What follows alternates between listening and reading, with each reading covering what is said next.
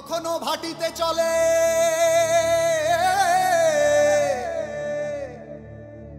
কখনো ভাটিতে চলে কখনো জানে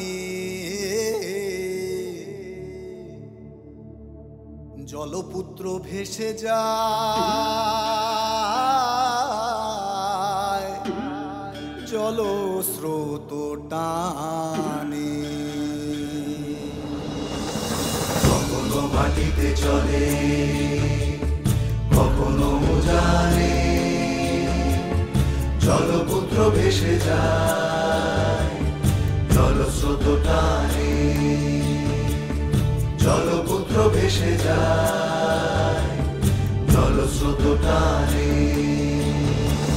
জলপুত্র হিসাবের খেল সবচাইতে বড় খেল ছোট লোকের বাচ্চাগুলোরে শিক্ষা দিয়ে ছেড়ে দিতে হইব মামির প্রণাম করো এই প্রণাম লাগবো না যা তুই আমার বাড়ি থেকে বাইরো বউ মোটো আমি বিশ্বাস করি না যা মামি তুমি কাজটা ঠিক করতেছো না কিন্তু ওরা কি সামনে হোকে তুই আবার দেখবি দেখ ভালো করে দেখ তো সামনে এলে ঠিক মতো দেখা যায় না ঝাপসা লাগে একটু দূরে যাও তাহলে ঠিক মতো দেখা যায় না লক্ষ্মীওয়ালা কয়দিন ধরে খুব পেরেশানের মধ্যে আছি আজ কি সেবা করবো আমারে তুমি তো জানোই ওই লক্ষ্মীবালার কাছে সেবার কোনো শেষ নাই ছাড়াও ব্যবস্থা করেই রাখছি ওই কে আসুস রে বিথির একটু লয় আয় তো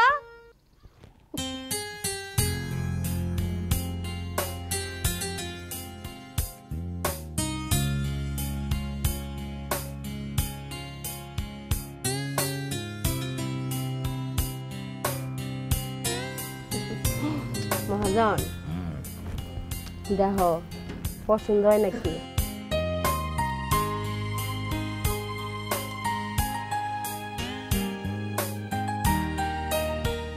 বাহ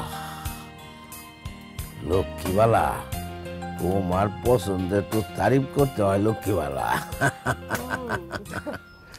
বিথি আমাকে মহাজন খুব ভালো করে আদর্শ হাত কইরা খুশি করে দিস ল মহাজন থাক গো গেলাম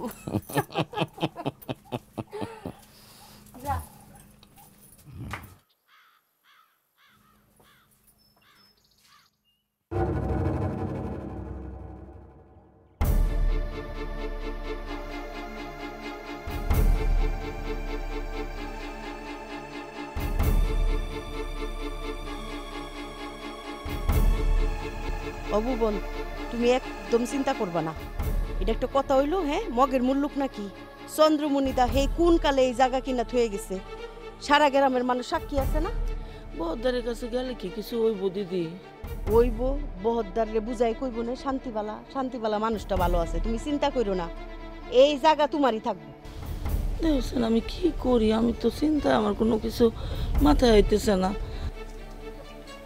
ও শান্তিবালা দিদিমণি ও দিদিমণি বাইতাছ কি গো দিদিমণিরা দুইজনে মিলা কি বিষয় ও দিদিমণি বহদ্দার কি বাইতাছে হ্যাঁ তো বাড়তে নাই আমার তার কাছে একটা আর্জি আসছিল আচ্ছা আহো আগে ঘরে আহো ঘরে আহো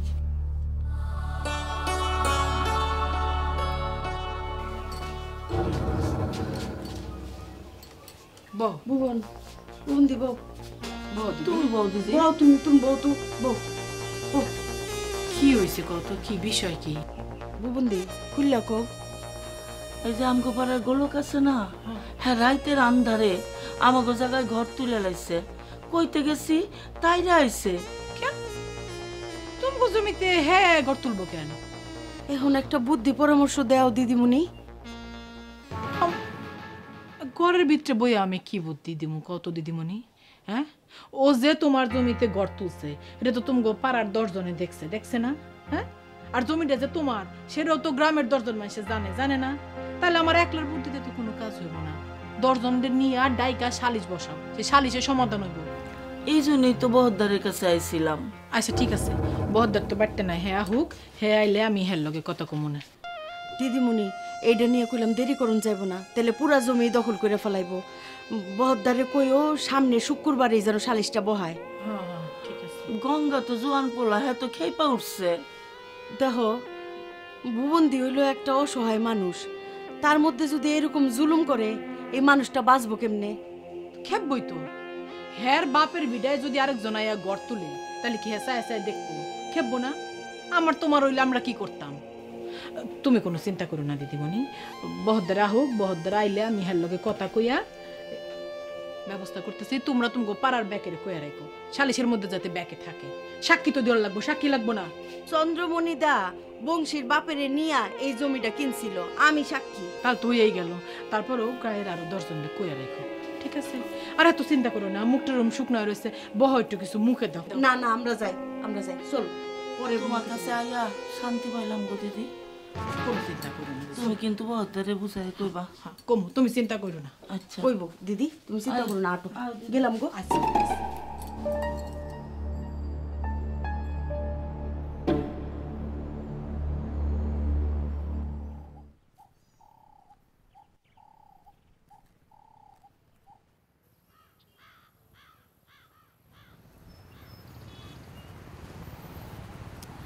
ও গুরুবি, গুরুবি, ও গুরুবি, গুরুবি, আরে কই যাও গুরুবি? কি হইছে? ডাক্তারছো কেন? কই যাইতেছ? যাইতেছি তুমি আরো দে, বহদ্দার কিছু টাকা পাইবো তো, তো ভাবলাম দিয়ে আসি। দাদা তো আরো দিন নাই। বহদ্দার আরো দে নাই? তাহলে এখন দাদা গঞ্জে গেছে। গন্ধে গেছে? তুমি গুরুবি কোনো চিন্তা করো না, আমি তোমার খাতার হিসাবটা উঠাই দেবনি।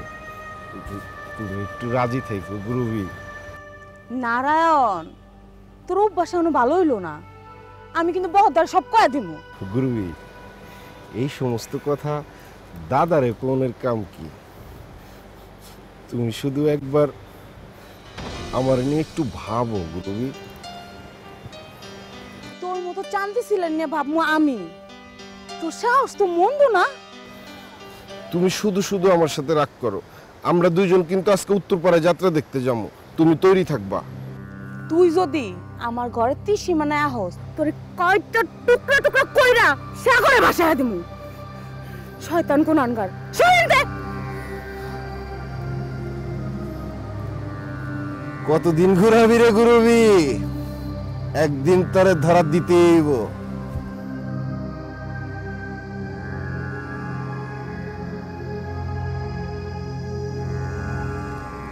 এই গুরুবি,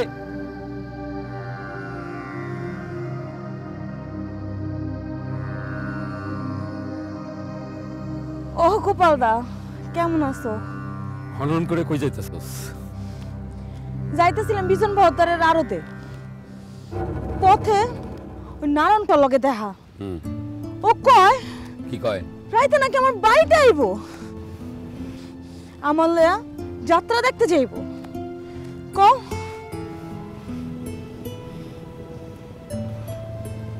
বুঝলাম তো। এই চাইল্লা পাড়ায় হামুর মতো বিধবা গো শান্তি নাই, সবসময় আতঙ্কে থাকতে হয়। কোন যে কি হয়? শুন, অকালে ও বৈধব্যের অনেক জ্বালা। কি কইল গোপাল দা? কি কইল গোপাল দা?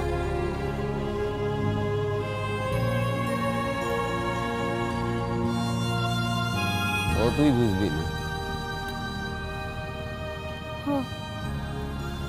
ঠিকই কইছো। তো গোপাল দা, তোমার একটা কথা কইতে চাই। কি সেটা? যদি কিছু মনে না করো। কয় ফেলা? বকুল দিলে না, বহদ্দারের বাড়িতে কামে যাইবার দিও না। তুমি যদি পারো টুকটাক কিছু কইরো। তুমি তো বুঝো, পাড়ার লোকজন না কানাঘুষা করে, অনেক কথা কয়। তুমি যদি কিছু করো গোপালদা, তাহলে মানুষ এটা কইতে পারবো না। সে কি তোর কিছু কইছে? না গোপালদা, সে কিছু কয়নি। একই তো পাড়ায় থাকি, কও। সব লোকজন কানাঘুষা করে না, ভালো লাগে না।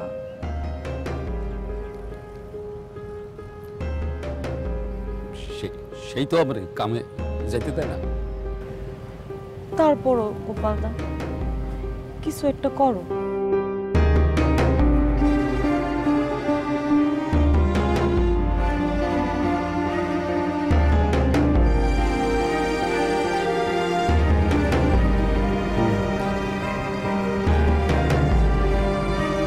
কিছু একটা তো করা লাগবে।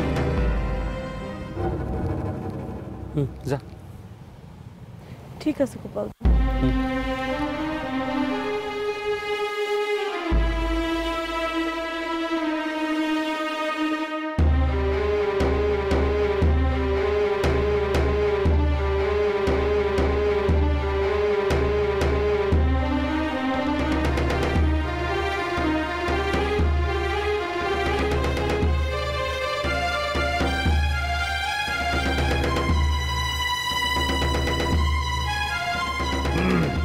গঙ্গারা, এই যে সবাই ডাকাইছো, সালিশ বহাইছো, কও তোমার নালিশ কি কও?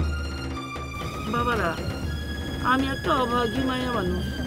তোমরা তো হকগুলি জানো, আমার স্বামী, শ্বশুর, শাশুড়ি সব নাই। ওগরে হারাইয়া আমি মাছের ঝাঁকা মাথায় লইয়া পথে পথে ঘুরি।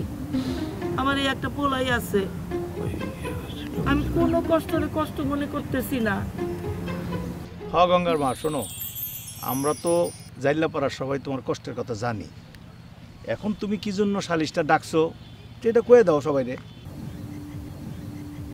এই যে গোলক বিহারী আমার জায়গার উপরে বিনা অনুমতিতে ঘর বাঁধছে, তারে সেটা কইতে গেছি, সে কয় এই জায়গাতে বলে তার হক আছে, আমি আমার জায়গা ফেরত চাই।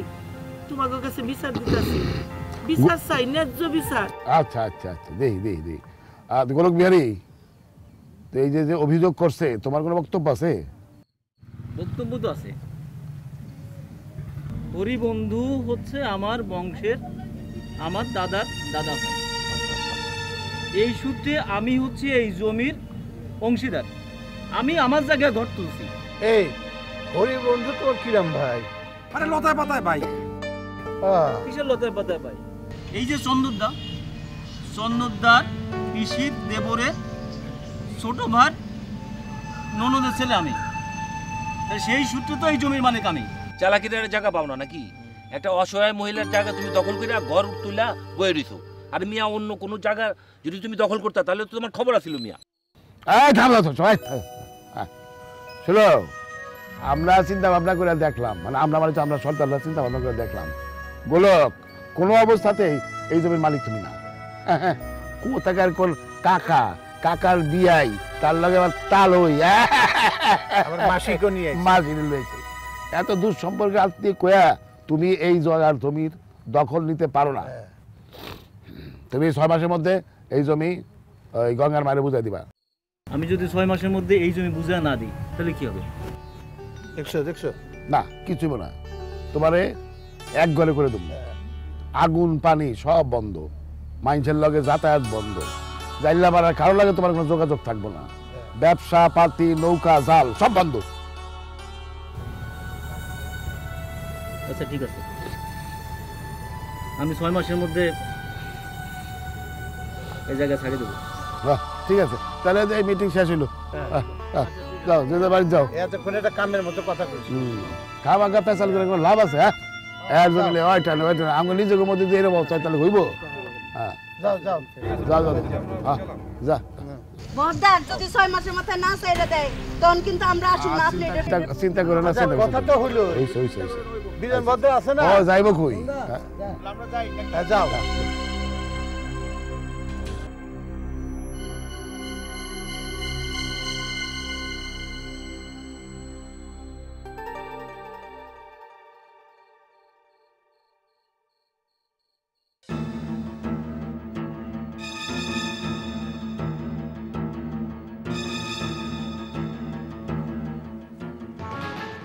এই যে তুমি কে? আমি কমল কমল কমল। কি করো এখানে? কাম করি কাম। এখানে কাজ করো? চালবো নাই। নাম কি তোমার? কমল কমল। ভালো করে বলো। কমলে। কেউ নাম জিজ্ঞেস করলে সুন্দর করে বলতে হয়। কমল। কমল। তোমাদের বাড়ি কোথায়, কোন পাড়ায়? আসাম। আসাম মানে?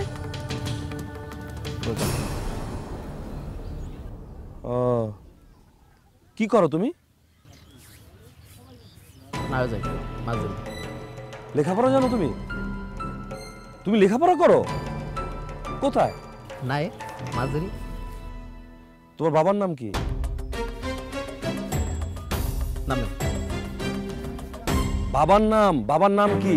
পূর্ণ বর্ধন। ও, তুমি পূর্ণ কাকার ছেলে? আচ্ছা, তুমি শুনো, তোমার লেখাপড়া করতে হবে।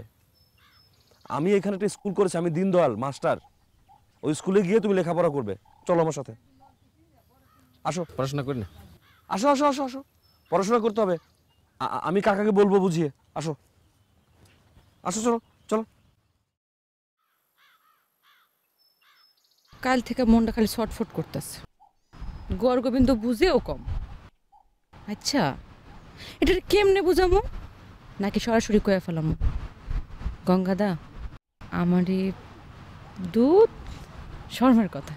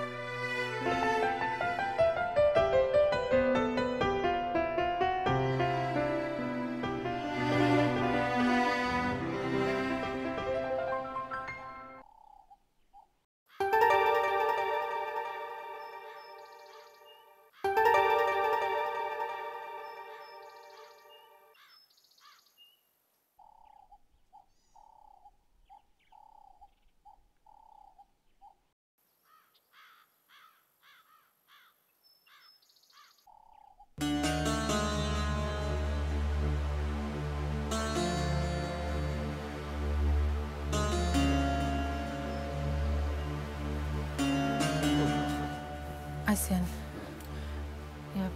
সালিশে কি হইল? হ্যাঁ, সালিশ করে না। খালি কেস গোলক হারাম দাদা একটা বজ্জাত। মিনমিনা বজ্জাত থাকে না, মিনমিনা বজ্জাত। গঙ্গার মায়ের জমি দখল করছে, খালি দখলই করে নাই, এখানে আবার ঘরও তুলছে। কয় জমি বলে হ্যাঁ। এগুলো তুমি জানি, ভুবন্দি তাই আমার কয়ে গেছে। এখন গোলক কি কয়? হ্যাঁ, কি জমি ছাড়বো? আর যদি ছাড়ে তাহলে কবে ছাড়বো? ছাড়বো না মানে ওর গাড়ে ছাড়বো।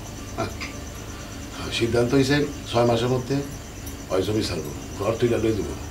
তাহলে এক ঘরে দাও, খান দাও, ফিরে গেছে।